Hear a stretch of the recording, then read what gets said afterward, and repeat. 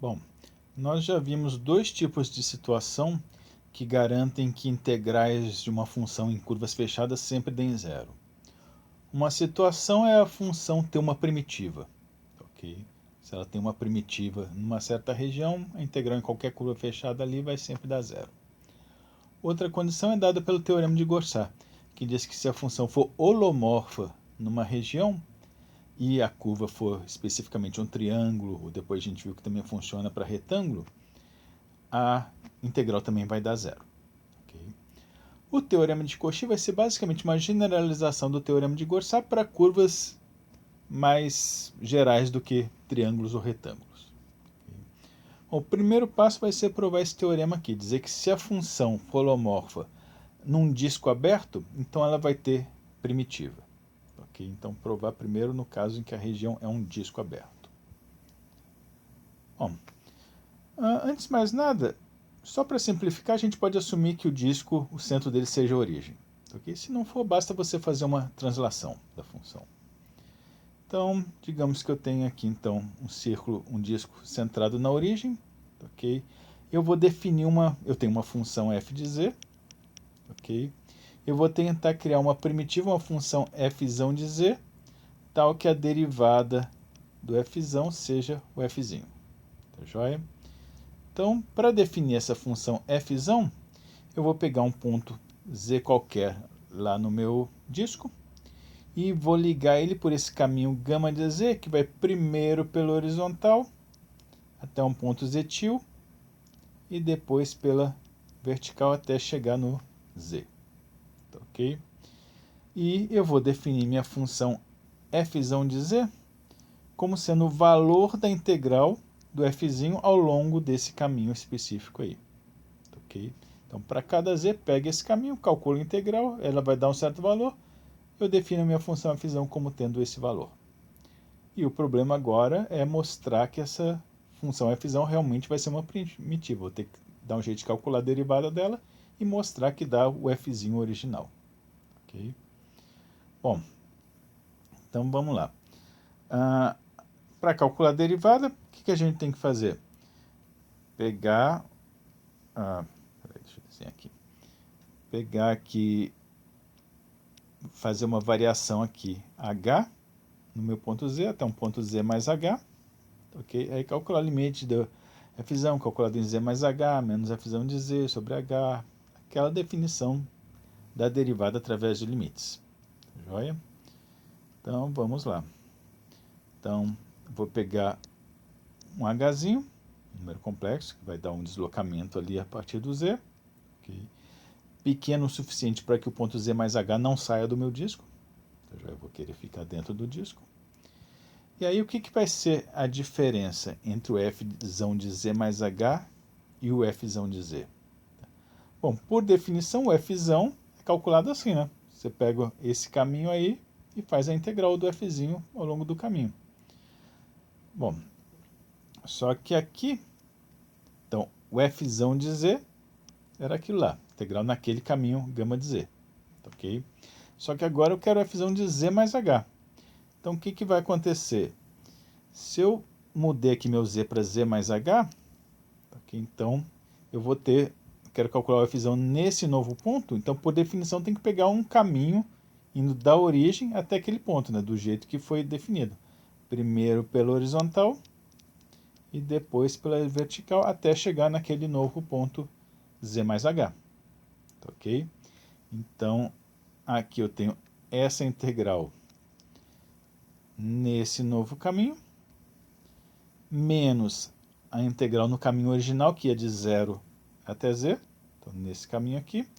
Okay? Só que como está menos, então vou inverter a orientação. Ok? Então, ao todo, juntando aquelas duas integrais, eu tenho integral nesses segmentos todos aqui, nos sentidos dados pelas setinhas. Ok? Nesse segmento aqui, eu vou integrar uma vez para a direita e uma vez para a esquerda. Então, vai cancelar, porque vai dar o mesmo valor com o sinal trocado. Quando eu somar, vai desaparecer. Ok? Então, descartando esse pedaço, sobra esse caminho aqui. Ok? Então, essa diferença aqui equivale a fazer uma única integração ao longo desse caminho aqui. Ok? Ó, só que dado esse caminho, ele vai fazer o que agora? Eu já tenho aqui esse segmento para baixo, está aqui. Esse segmento aqui, está aqui.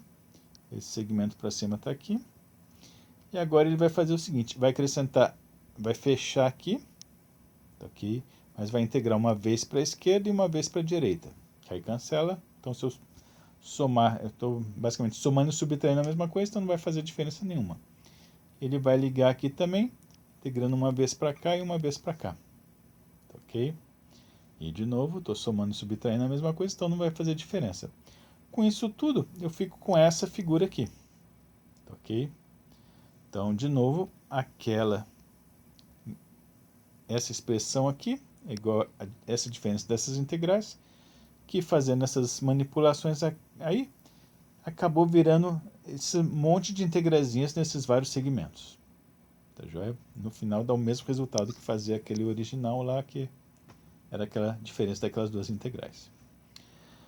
Bom, tá, só que eu estou com uma função holomorfa numa certa região, e aqui, se eu pegar esses 4 segmentos aqui, a integral nesses 4 aqui está virando uma integral num retângulo, né?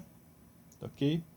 E a gente já viu lá que uma das consequências do teorema de Gauss é que a integral de uma função holomorfa numa certa região ao longo de um retângulo dá zero.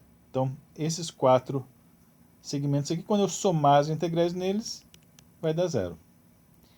Esses 3 aqui, também pelo teorema de Gauss, como eles formam um triângulo, a integral neles vai todo se cancelar. Então, qual foi o único segmento que sobrou? Esse aqui, que é justamente o segmento indo de Z para Z mais H. Tá ok? Então, recapitulando.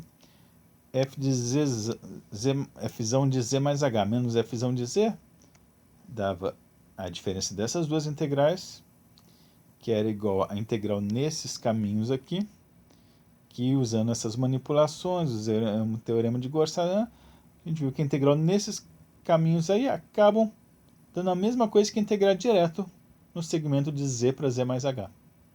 Ok? Então ficou bem mais simples agora. Então posso falar direto que Fzão de Z mais H menos Fzão de Z é igual à integral do Fzinho nesse caminhozinho específico aqui. Tá joia? Então tá. Que é o que ele escreveu aqui. Esse caminhozinho aqui é o que ele está chamando de reta. Tá joia? Segmento de reta de Z para Z mais H. Bom, só que como a função é contínua, okay, então em qualquer ponto ali perto do Z, aqui, qualquer ponto W ali perto do Z, eu posso escrever que o f de W vai ser o f de Z mais essa função psi, que seria a diferença, né? Na verdade, está definindo a função psi como sendo o f de W menos o f de Z. E a ideia é que, por continuidade, essa diferença vai tender a zero quando W for para Z. Tá joia? Bom, só que aí, então, escrevendo o f de W dessa maneira e jogando aqui, então vai ficar o quê? Vai ficar uma integral do f de Z mais uma integral do psi de W. Ok? Bom, só que a variável de integração é o W, certo? Se a variável de integração é o W, e aqui eu tenho f de Z, então para integral esse f de Z é uma constante.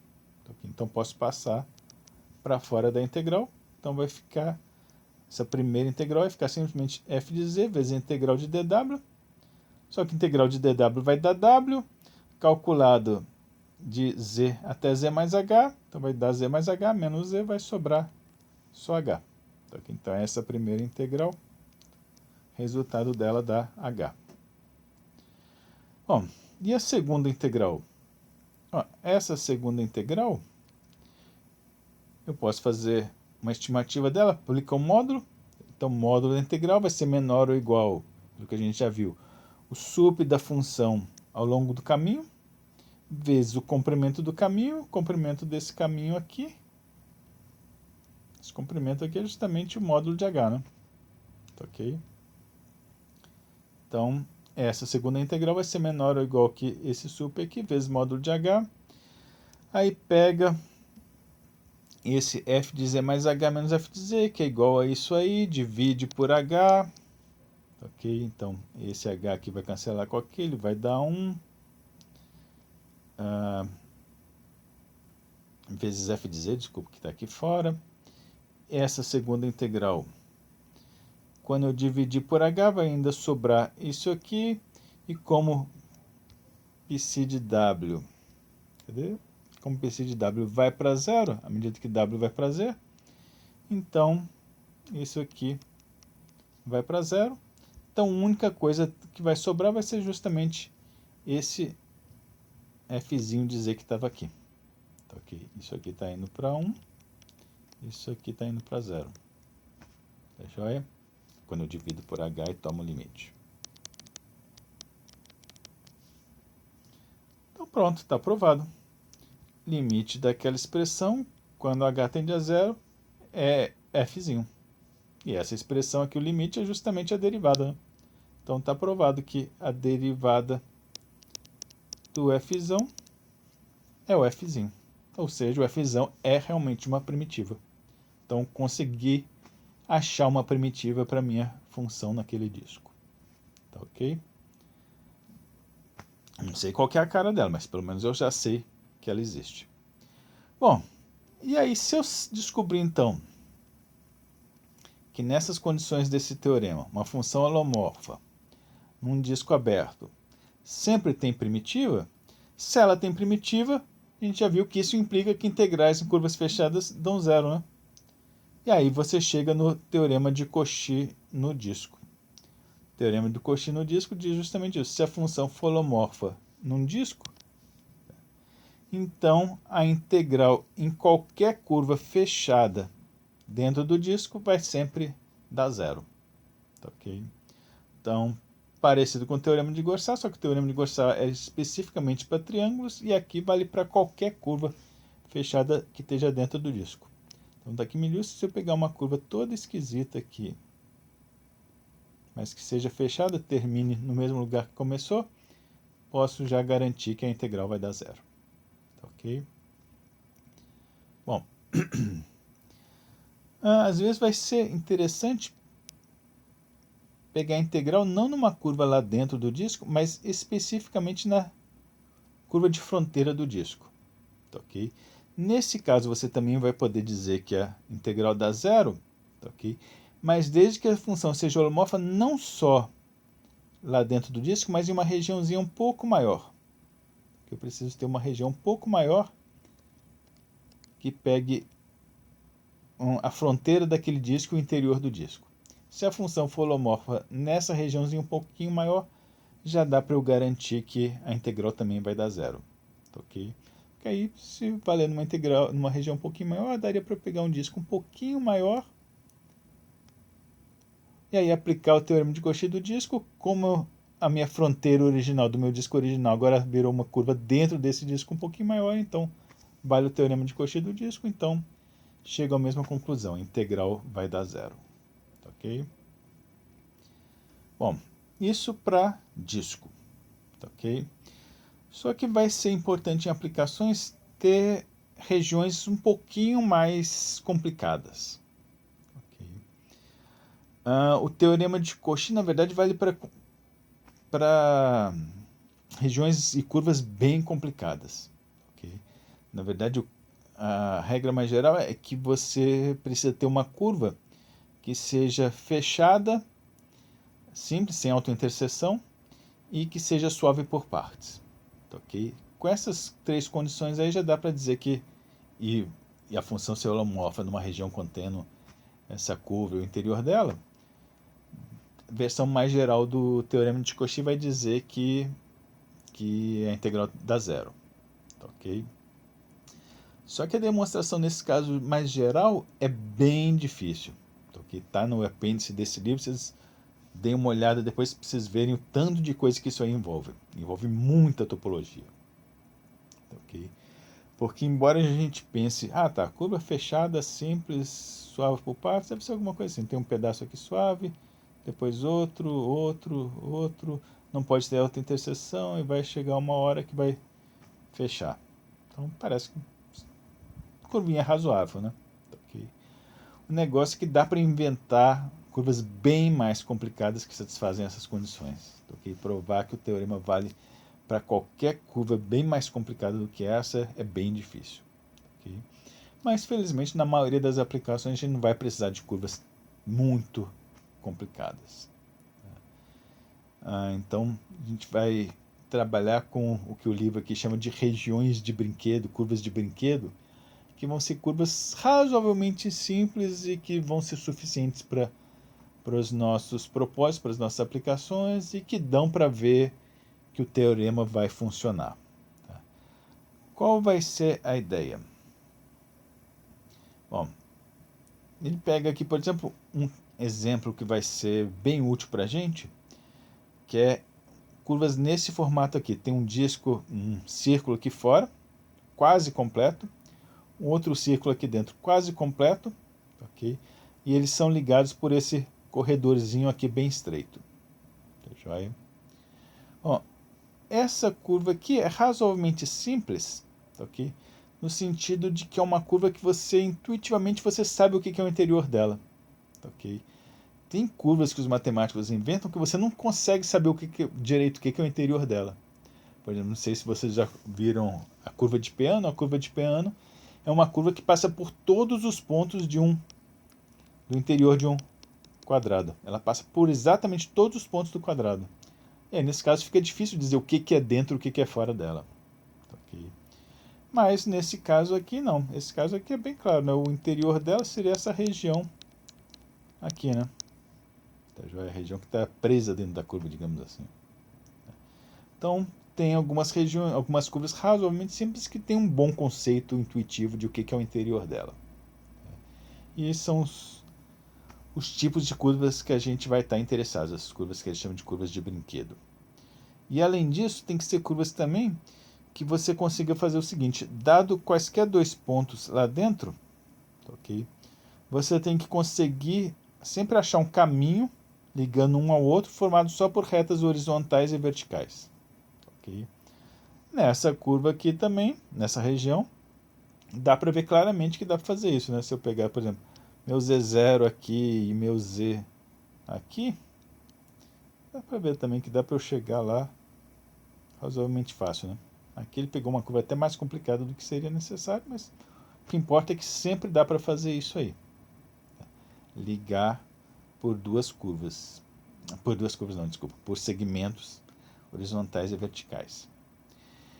E o importante disso é que só com isso você já consegue basicamente repetir os mesmos argumentos que a gente fez lá no caso do disco.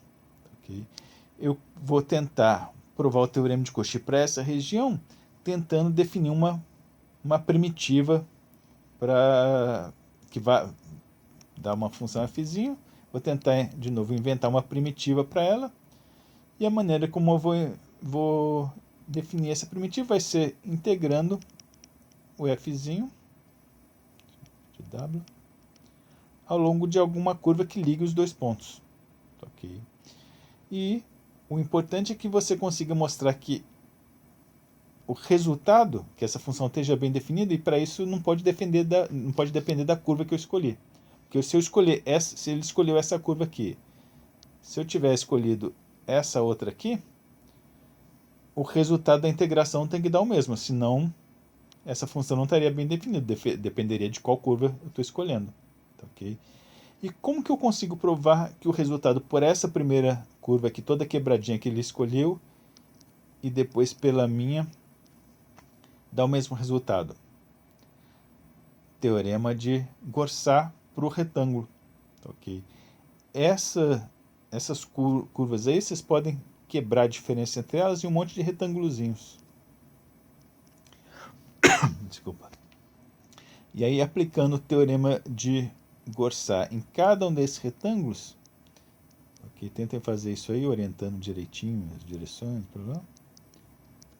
você vai descobrir que vão cancelando aí as diferenças, então no final a integral dá a mesma por qualquer caminho que eu pegar ligando aqueles dois pontos dentro dessa região.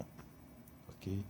Depois que você mostrou que essa função f, definida por essas integrais num caminho qualquer desse tipo, ligando os pontos, está bem definida, aí é só repetição do teorema lá de Cauchy. Você de novo pega um ponto z mais h aqui, faz o mesmo raciocínio, acaba dando a integral nesse segmento. A partir daí é exatamente idêntico.